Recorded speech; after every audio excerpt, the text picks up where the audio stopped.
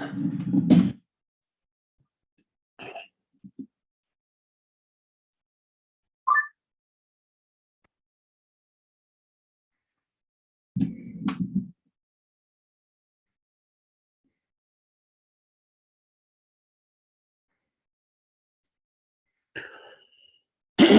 Mike. Hey, good evening, Shik. Hare Krishna. Hare Krishna. How are you today? Pretty good. My wife had to go out in the snow. And how was your morning commute? In the city itself was a little, roads were a little slippery and mostly snow covered, but once I got out of the city, it was fine. Yeah, there's certain spots where they don't really plow, like the secondary streets, But my wife just got a new used car, like a all-wheel drive, so it's kind of like a tank. She says it does a good job. Plus, the mayor of Pittsburgh, was out there with the snow trucks. I guess he wants to make a good impression. It works. Okay, now we're on chapter 4. See if I can pull up the screen here. 8, I think. Yeah, chapter or text 8. I recite these verses every day in the morning. There's like 4. You ever heard of Śikṣāṣtaka? Prabhu Das Adhikar? He's a guru. He's a big book distributor in ISKCON. But he usually every morning when he gives Bhagavatam classes, he does the Mangala Charana prayers, and that's all the obeisances to the previous spiritual masters, and then all the like 4 verses from the Bhagavad-gītā, 6 verses from the Bhagavatam, 4 verses from the Chaitanya Charitamrita. I mean, and then they'll say he'll throw in his own verse, and then and then he'll say, like, he was in New Vrindavan one time, and he said, well, if we get around to it, maybe we'll just start discussing the verse we're supposed to talk about. He's pretty funny. But these are really 2 very important verses here. I guess I'll just go ahead and read, and you can read the first paragraph. We'll break it up into 3 sections because it's an important verse. There's a lot of purport. Text 8. Pritanaya saranam vinashaya chaduskritam dharma samstarpanartaya samvami yuge yuge. Pritanaya, for the deliverance, sadhanam, of the devotees, vinashaya, for the annihilation, cha, and duskritam, of the miscreants, dharma, principles of religion, samstaparnartaya, to reestablish sambhavami, I do appear, yuge, millennium, yuge, after millennium. Translation, to deliver the pious and to annihilate the miscreants, as well as to reestablish the principles of religion, I myself appear, millennium after millennium. Purport. According to Bhagavad-gītā, a sadhu, holy man, is a man in Krishna consciousness. A person may appear to be irreligious, but if he has the qualifications of Krishna consciousness wholly and fully, he is to be understood to be a sadhu.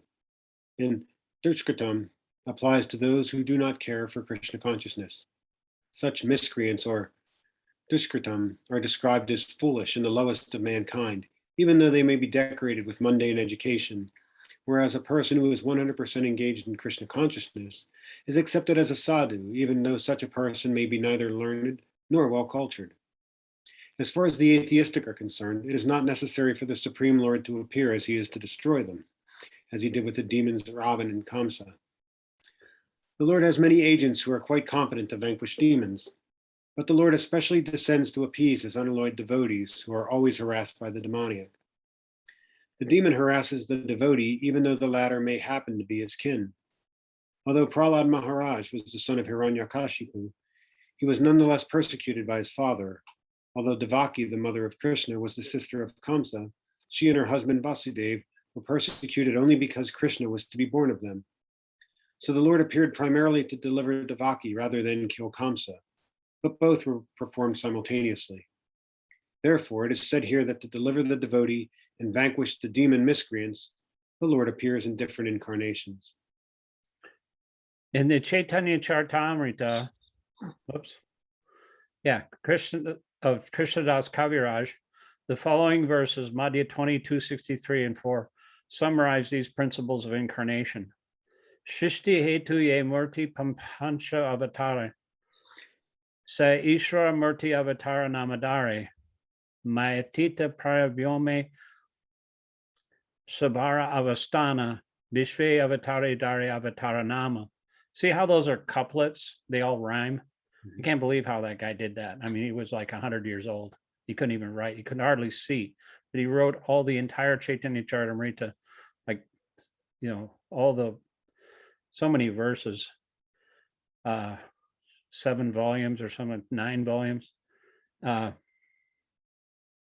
palm leaves, and they all rhymed.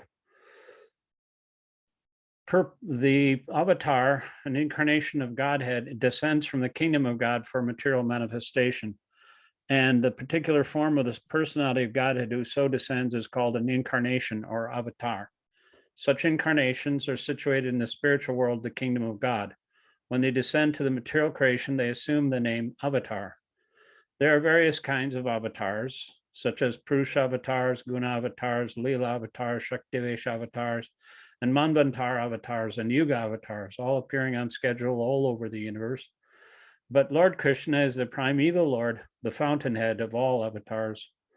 Lord Shri Krishna descends for the specific purpose of mitigating the anxieties of the pure devotees who are very anxious to see him in his original Vrindavan pastime. Therefore, the prime purpose of Krishna avatar is to satisfy his unalloyed devotees. You can read the last paragraph.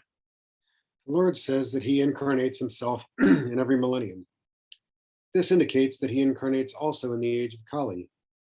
As stated in the Srimad Bhagavatam, the incarnation in the age of Kali is Lord Chaitanya Mahaprabhu, who spread the worship of Krishna by the Sankirtan movement, congregational chanting of the holy names, and spread Krishna consciousness throughout India. He predicted that this culture of Sankirtan would be broadcast all over the world, from town to town and village to village. Lord Chaitanya is the incarnation of Krishna, the personality of Godhead, is described secretly but not directly in the confidential parts of the revealed scriptures, such as the Upanishads, Mahabharata, and Bhagavatam. The devotees of Lord Krishna are very much attracted by the Sankirtan movement of Lord Chaitanya.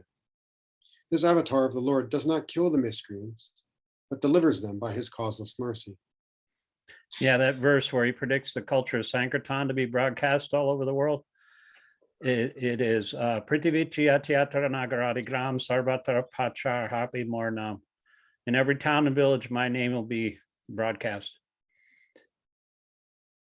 Text 9. Janma karma chamedivyam evam yo viditatpata tvaktadayaham pranarjanma naiti mameti sarjana. Synonyms: Janma, birth; karma, work; cha, also; mam, of mine; divyam, transcendental; evam, like this; ya, anyone who; veti, knows; tatvata, in reality; tvaktva, leaving aside; deham, this body; puna, again; janma, birth; na, never; eti, does attain; mam, unto me; eti, does attain; sa, he, Arjuna, O Arjuna. Translation: one who knows the transcendental nature of my appearance and activities does not, upon leaving the body, take his birth again in this material world, but attains my eternal abode, O Arjuna. Go ahead. Purport. The Lord's descent from his transcendental abode is already explained in the 6th verse. One who can understand the truth of the appearance of the personality of Godhead is already liberated from material bondage, and therefore he returns to the kingdom of God immediately after quitting this present material body. Such liberation of the living entity from material bondage is not at all easy. The impersonalists and the yogis attain liberation only after much trouble and many, many births. Even then, the liberation they achieve, merging into the impersonal Brahmajyotir of the Lord, is only partial, and there is the risk of returning to this material world.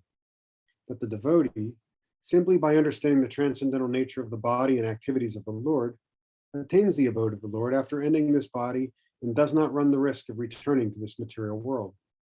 In the Brahma Samhita 533, it is stated that the Lord has many, many forms and incarnations: Advaitam, Achyutam, Anadim, Anantan Rupam. Although there are many transcendental forms of the Lord, they are still one and the same Supreme Personality of Godhead. One has to understand this fact with conviction.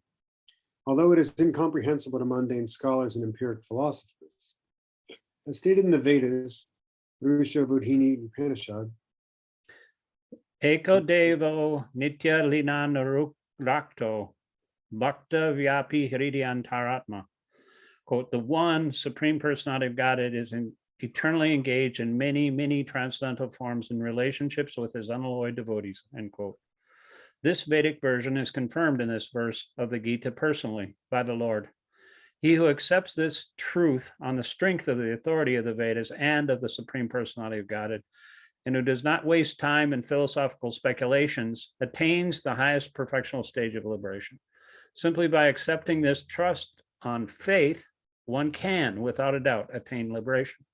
The Vedic version Tattvamasi is actually applied in this case.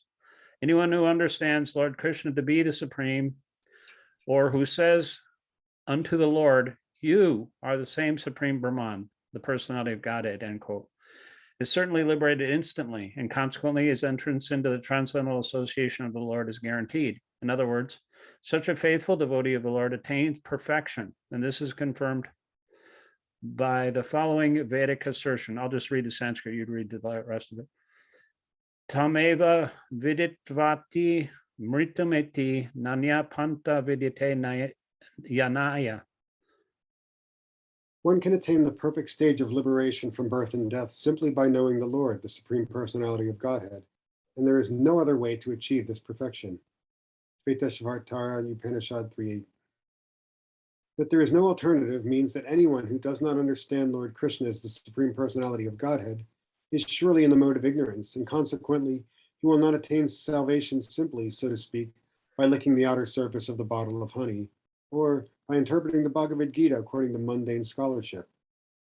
Such empiric philosophers may assume very important roles in the material world, but they are not necessarily eligible for liberation. Such puffed up mundane scholars will have to wait for the causeless mercy of the devotee of the Lord. One should therefore cultivate Krishna consciousness with faith and knowledge, and in this way attain perfection. Text 10. Vitaraga bhaya krodha man maya mama pastrita. Bhavo jnana tapasa putamad bhava magata. Synonyms.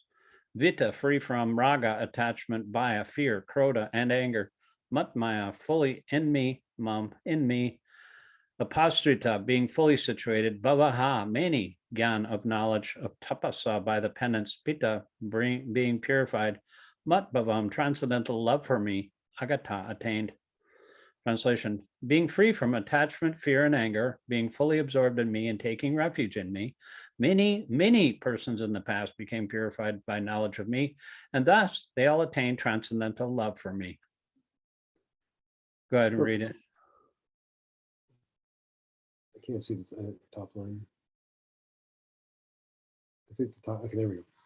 As described above, it is very difficult for a person who is too materially affected to understand the personal nature of the supreme absolute truth. Generally, people who are attached to the bodily conception of life are so absorbed in materialism that it is also almost impossible for them to understand how the supreme can be a person. Such materialists cannot even imagine that there is a transcendental body which is imperishable, full of knowledge, and eternally blissful. In the materialistic concept, the body is perishable, full of ignorance, and completely miserable. Therefore, people in general keep this same bodily idea in mind when they are informed of the personal form of the Lord. For such materialistic men, the form of the gigantic material manifestation is supreme. Consequently, they consider the supreme to be impersonal. And because they are too materially absorbed, the conception of retaining their personality after liberation from matter frightens them. When they are informed that spiritual life is also individual and personal, they become afraid of becoming persons again, and so they naturally prefer a kind of merging into the impersonal void. Generally, they compare the living entities to the bubbles of the ocean, which merge into the ocean. That is the highest perfection of spiritual existence attainable without individual personality. This is a kind of fearful stage of life, devoid of perfect knowledge of spiritual existence. Furthermore, There are many persons who cannot understand spiritual existence at all.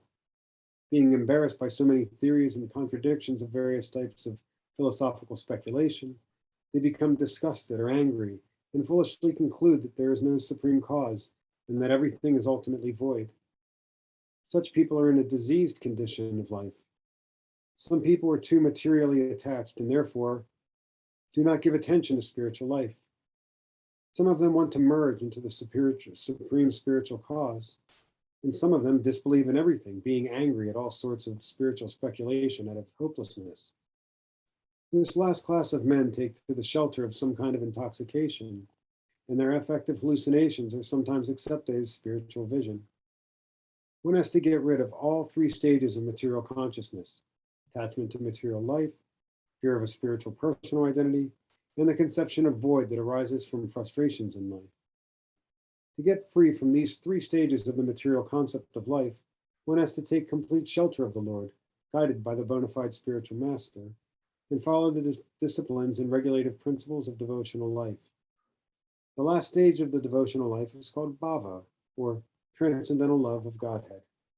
That is one of the most awesome paragraphs in the Bhagavad-gītā. It just explains all the problems, how difficult it is for people to get out of this material world and out of the material conceptions, and the three different types of people who are obstructed by these conceptions that they've built up in their minds. We should discuss a little bit, but we'll just finish the purport. According to Bhakti Rasamrita Sindhu 1:4, 15, and 16, the science of devotional service, ado shraddha tato sadhu, sango ta bhajanakriya, tato narta nivitisya, tato nishta ruchistata, atta shaktistata bhavas, tata prema byudanchiti, sadakanam ayam premna, pradurbhave bhavet krama. Quote, in the beginning, one must have a preliminary desire for self-realization. This will bring one to the stage of trying to associate with persons who are spiritually elevated. In the next stage, one becomes initiated by an elevated spiritual master, and under his instruction, the neophyte devotee begins the process of devotional service. By execution of devotional service under the guidance of the spiritual master, one becomes free from all material attachment, attains steadiness and self-realization, and acquires a taste for hearing about the absolute personality of Godhead, Sri Krishna. This taste leads one to further forward to attachment for Krishna consciousness, which is matured in bhava, or the preliminary stage of transcendental love of Godhead.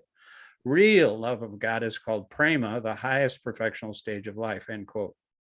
In the prema stage, there is constant engagement in the transcendental loving service of the Lord. So, by the slow process of devotional service, under the guidance of the bona fide spiritual master, one can attain the highest stage, being freed from all material attachment, from the fearfulness of one's individual spiritual personality, and from the frustrations that result in void philosophy. Then one can ultimately attain to the abode of the Lord. See, all these three different categories, he describes the first category as, because people are in the bodily concept, they can't understand how it could be possible for a person to be responsible for the entire creation of the universe. They can't, that doesn't compute. How would that work? They don't believe it. So, and they can't even understand how his body is different from theirs, because everybody sees everything according to their own material vision. Everybody compares everything else to themselves because that's just natural in human society. So they think, well, how can a person like me create the universe? That's not possible. And they just dismiss it automatically, but they don't know that his body is different from ours. And so they just accept, like, it's actually recommended that persons who think like that, they consider the entire gigantic material manifestation as the supreme. They think the universe is supreme. So it's actually a recommended process of meditation. If you if you look in the Vedas, the universal form, impersonalists sometimes are stuck in this kind of material conception. They are told to worship the universal form of the Lord, like the trees or the hair on the body of the Lord, the sky is the head, and different things like that. And in that way, they get kind of closer to the personal conception. And some people are afraid. The second point is like, they don't really like this material existence. It's full of misery. It's full of the three different types of miseries. Miseries from the body and mind, miseries from higher powers, miseries from other living entities. And they don't want to be persons. They just want to negate it. They engage in intoxication. Sometimes they kill themselves. And they're afraid of becoming persons, so they prefer kind of emerging into an impersonal void state. And because they're afraid of their own self. And they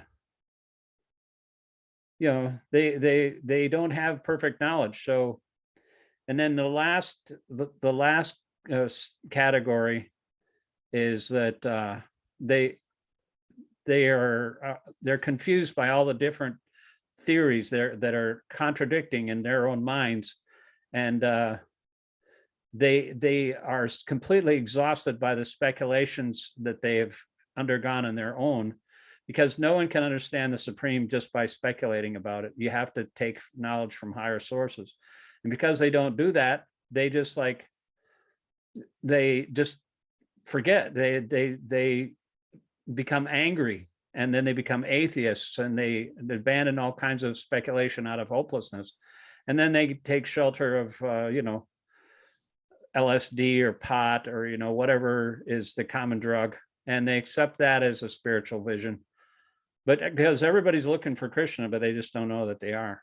And sometimes they'll seek it through, altered states of consciousness, through, materially induced brain functions, like LSD. And in the 60s, Prabhupada was confronted by all these followers of Timothy Leary, and they would say, well, have you taken LSD? He said, well, I haven't taken it, but my followers have. And so he'd point to like Hayagriva, was my spiritual master's friend back then. And he explained it. It's like, you can't, like, from a material thing, you can't get a spiritual result. And it's only temporary. So when you come down from that spiritual or from that material high or whatever you call it, however profound it may be, it's not really connected to the spiritual world. So you come down and then you feel worse the day afterwards. So Prabhupada compared it, if you've ever taken LSD, I used to take LSD a long time ago, back in the way early 70s. And you have like a little teeny piece of paper, and you think this is nothing, I took it from my friend and I went home and I started listening to music. And then all of a sudden I got up out of bed, like, I had the headphones on, and I thought, oh, I got to go back to my friend's house, because it was so intense. But then, so even that little tiny piece of paper was so powerful. But the thing is that Prabhupada said, the Krishna consciousness is like a room full of LSD. Instead of a little tiny piece of paper, it's like a whole room full of LSD. And because it's way, way more, and they used to have this pamphlet or this mimeographed piece of paper that they pass out to all the hippies in in the Lower East Side that said, stay high forever, no more coming down, with this chant, transcendental chant. It's cheaper than pot and non-bustable by the fuzz. Yeah. Man. That way they were trying to appeal to the hippies, and they did a good job of it. I want to read the Sanskrit on this one. Sure. Pretty famous verse too. Yathamam prapadante tam tathaiva bhajami aham amavat Vardmanu Vartante Manusya Partha Saravasha. Synonyms. Yea, all who, yatha, as, mam, unto me, prapadayante, surrender, tan, them, tatha, so, eva, certainly, pajami, reward, aham, I, mama, my, vartma, path, anuvartante, follow, manusya, all men, partha, O son of Prutha, sarvasha, in all respects. Translation. As all surrender unto me, I reward them accordingly. Everyone follows my path in all respects, a son of Prutha. Purport. Everyone is searching for Krishna in the different aspects of his manifestations. Krishna, the Supreme Personality of Godhead, is partially realized in his impersonal Brahmajyoti effulgence and as the all-pervading supersoul dwelling within everything, including the particles of atoms. But Krishna is fully realized only by his pure devotees. Consequently, Krishna is the object of everyone's realization, and thus anyone and everyone is satisfied according to one's desire to have him. That's what George Harrison wrote at the beginning of his notes on the Krishna book. He wrote an introduction to the Krishna book. He said, notes from Apple. He said, everyone's looking for Krishna. Some realize that some they don't realize it, but they are. You know, everyone's looking for some kind of a transcendental experience, you know, like even in the yellow press, you know, the like National Enquirer and stuff like that. It's just like full of these strange stories, but these stories from the spiritual world are also very strange, but they're actually real. And one can actually, you know, enter into those pastimes, and because they're actually happening in the spiritual world, and Krishna can show himself to his pure devotee in a dynamic, interactional, you know, personal way. That's what's so amazing about it. And so everybody's looking for that. And Krishna is a personality who doesn't die. You know, we all have a relationship in this material world, but they're all temporary.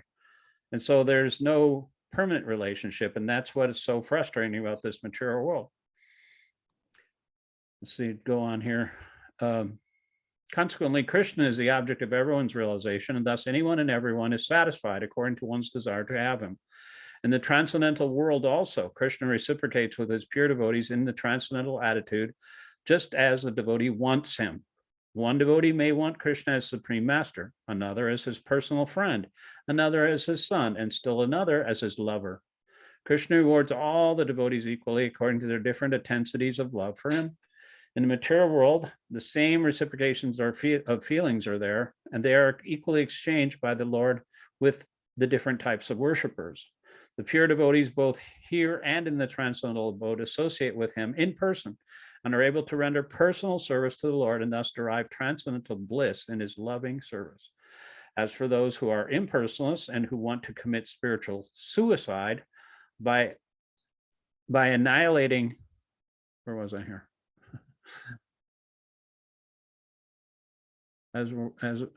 Spiritual suicide by annihilating the individual existence of a living entity, Krishna helps also by absorbing them into his effulgence.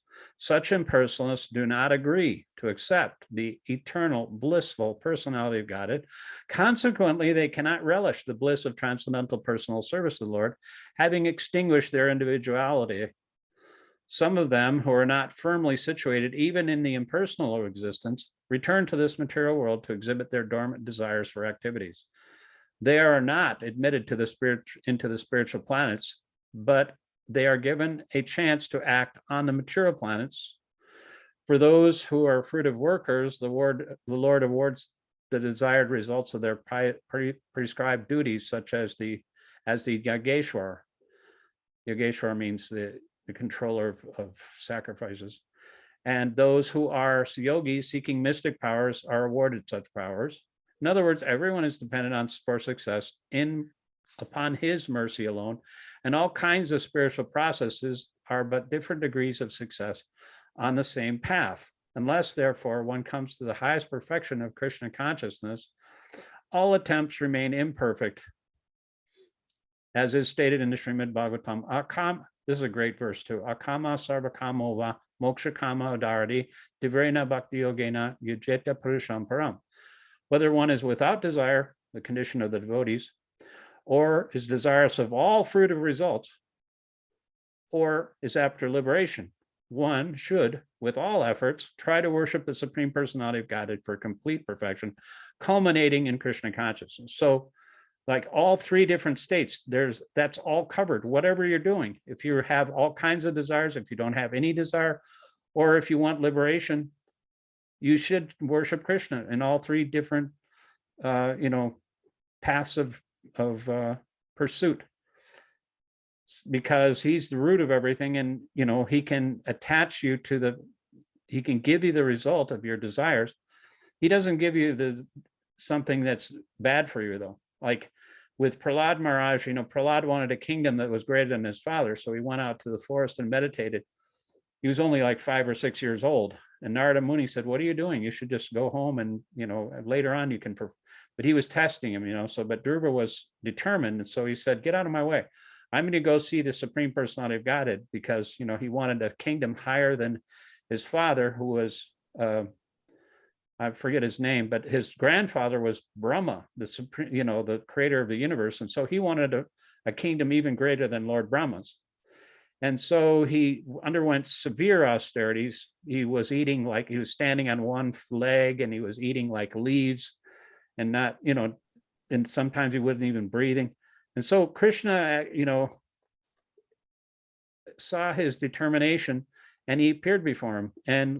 And Prahlad said, "Oh my Lord, he offered him a benediction. He said, 'Whatever you want, I will give it to you.' And he said, 'My Lord, I was searching for a broken piece of glass, but I've found a transcendental gem in you. I don't want anything. I just want you.'" And so that's what Krishna does. He'll give you. And then after that, even though he didn't want anything, Krishna gave him a planet called the pole star, which is above the material world, which and is not even annihilated when the rest of the material universe is annihilated. So it's actually higher than Brahma, because even Brahma's planet is annihilated after 311 trillion years after it's that's the highest planet in the material world. So Krishna will give you whatever you want. Just whatever you want, just worship Krishna for it, and that will that's not pure devotion, but the pure devotees, they just want him, and they'll cut to the chase.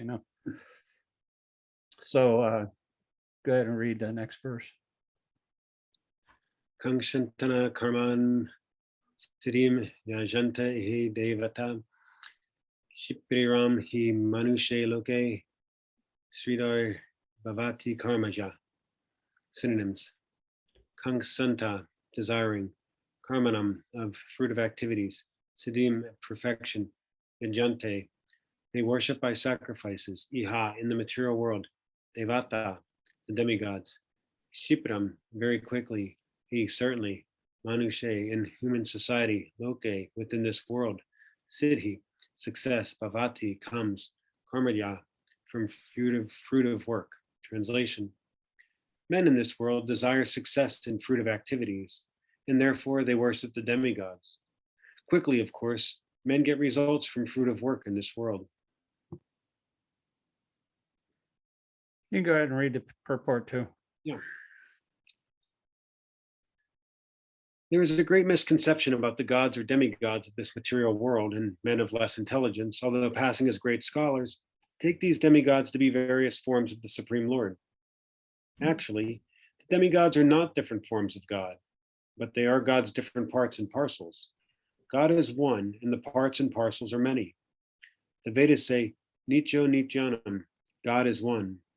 Ishvara Parama Krishna, the Supreme God is one, Krishna, and the demigods are delegated with powers to manage this material world. These demigods are all living entities, Nityanam, with different grades of material power.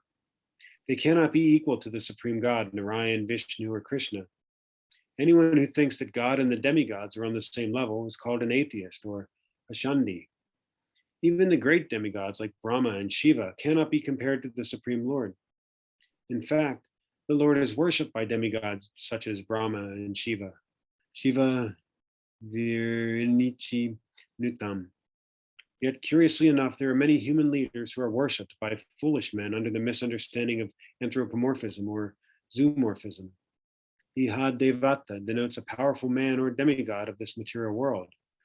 Narayan, Vishnu, or Krishna, the Supreme Personality of Godhead, does not belong to this world. He is above or transcendental to material creation. Even Sripad Shankaracharya, the leader of the impersonalists, maintains that Narayan or Krishna is beyond this material creation.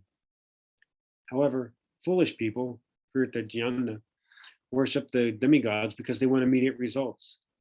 They get the results, but do not know that results are so obtained are temporary and meant for less intelligent persons. The intelligent person is in Krishna consciousness, and he has no need to worship the paltry demigods for some immediate temporary benefit. The demigods of this material world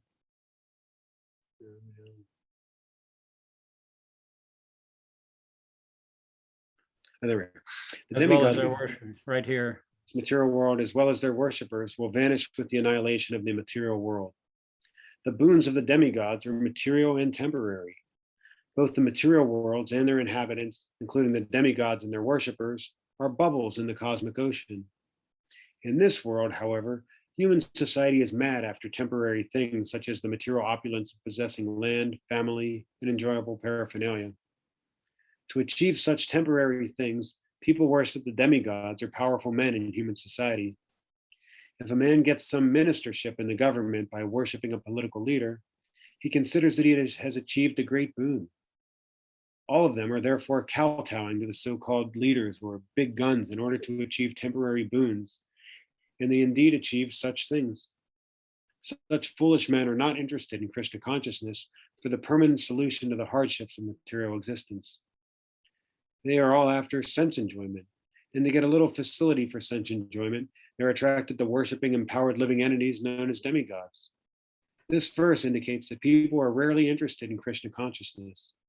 They are mostly interested in material enjoyment, and therefore they worship some powerful living entity. Yeah, a lot of Indians are just worshiping Lord Shiva or Lord or the goddess Durga, the the woman that's Lord Shiva's wife, and because she's in control of material natures, and they want to get boons from her or from Lord Shiva, and Lord Shiva is very easily pleased, and he'll give whatever they want. And also, like especially the people that worship the big leaders in human society, they just like grab onto the coattails of some big leader, like the big guns that Prabhupada calls them. And actually Devam Swami called them Muda Mahajans. Muda means fool, and Mahajan means like great person, So they get some position of power by sucking up to all these big leaders, and all that they achieve is something temporary. But that is the rat race that we're in right now. And the only thing is that they're trying to do is stay in power. But even their power can be immediately disintegrated within a moment. Even the big politicians, are brought down, like Nixon. Prabhupada always made that analogy. First they elect one rascal, and then they don't like him because he doesn't satisfy their sense gratification. So then they elect another rascal, Prabhupada says. And so, it's only because they're only interested in Krishna in sense gratification that they're always accepting and rejecting their leaders. And you really can't blame the leaders, which they all do, because nobody can accept responsibility for their own actions. You can't blame the leaders, but they do blame the leaders. And they can't really do that because they're the ones that elected them. So they can't blame anybody but themselves, but they prefer to blame somebody else. It's just a big blame game. And the people that are in government want to stay in, and the people that are out want to get in. And now, right now it's like they can't accept the results of this election. And so now they're planning to rig the next one. They're doing that all over in every single state. And it's just it's a very kind of scary situation, because Doris Kearns Goodwin, the historian, was on the air the other night on the anniversary of the insurrection. And she said it reminded her of this anti-slavery guy in the Senate, and two pro-slavery guys came in and beat him with a cane, and they had other guys that would, like, protect him from getting help. And so they almost killed him. And, as a result of that, and he was worshiped, just like, the cane was all broken to pieces, and they would use them as talisman, and they would like sell canes and stuff. They would use that to promote the cause of the slavery. And so it's just like really ugly. And and then right after that, the Civil War broke out. So that's where this country is headed. I mean, I hate to say it, but they're so entrenched right now. 68% of all the Republicans want to say that violence is necessary because they believe in the big lie. Big lie is that Biden didn't win the presidency because they've been fed all these lies right from even months before. Even before the election happened, they were told these lies. And Bhumi, the goddess of demigoddess of earth, she said, I can bear a whole lot of heavy things, like she bears mountains and in all these big cities, big skyscrapers and everything. I can bear a lot of heavy things, but I cannot bear one liar. And so now it's like everybody's believing a lie, and one entire party doesn't believe in democracy anymore. So they might try to install him just by manipulating the electors and the people who count the votes. And so they're trying in so many ways to get into power, but even that is just temporary. It doesn't really mean anything in the long run. And in the meantime, they're just grinding the whole material world into a miserable situation. And when it gets too bad, Krishna comes, himself, and to eradicate, the demoniac people that are destroying this world, because that's what they're doing. It says in the Gita later on, it says that, the foolish, unintelligent, they create horrible works meant to destroy the world. And they're bewildered by their own illusory, quest for military achievement and power and possessions. And so Krishna has to come down every once in a while, or else send his, some different solutions to just kill them all, But devotees don't do that. They try to rectify their mentality, but it's pretty hard, We're gonna have to stop here because my wife ordered some pizza and it just came. I don't know if you heard the doorbell. Yeah. But it's 6:42, and thank you very much. We'll see you on Monday. Have a great weekend. You as well. Hare Krishna. Hare Krishna.